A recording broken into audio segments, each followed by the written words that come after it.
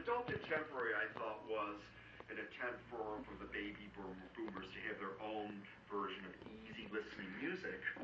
You listen to some of the stars that were cutting edge. The ones that survived went on to do very middle-of-the-road stuff. Imagine if Jim Morrison were still alive. He'd be crooning Sinatra songs. It would be very frightening. Not at all frightening was a young, good-looking Frenchman called Philippe Proget, who had trained as a concert pianist, but who was attracted to the gentle melodies of If it does something amazing, I could post this on YouTube. In 1976, he changed his name to Richard Clayton and became the reigning champion and pretty face of instrumental easy listening and live music. C'est une musique que j'aime interpréter, que tout ce que j'entendais. It was a music that I like to interpret. Everything I listened to by the Beatles or other groups, I wanted to transcribe for the piano. I really enjoyed them more than classical music. Was I really gifted enough to have a career as a classical pianist? I don't think so. It's the melodies that I try to feel the most when I play them.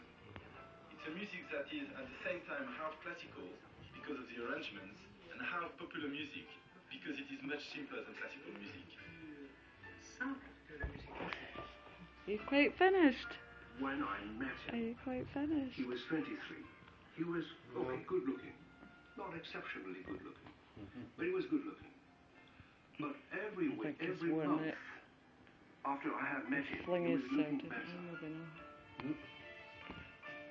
He was looking at people while playing. This is one of the keys of his super success, because he was not a piano player watching his keyboard. He was a piano player watching the audience.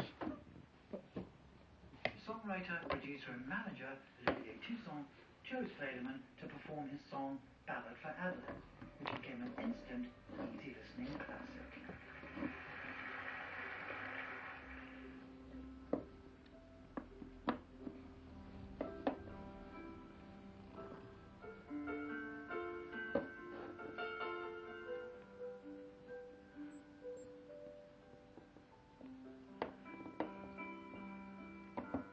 In fact, that Ballad for Adelaide seems to be simple, but it's not so simple, you know. And it's not complicated at the same time, you know. It's a combination of something not complicated, but sophisticated, simple, but without being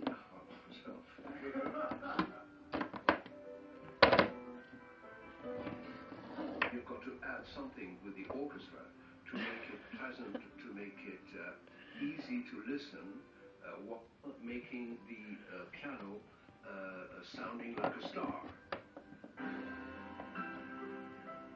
Always, not always, but most of the time, bring drums, drum, bass, guitars, and like a pop recording, you know. But if you listen to it, it's not disturbing, and that's the key.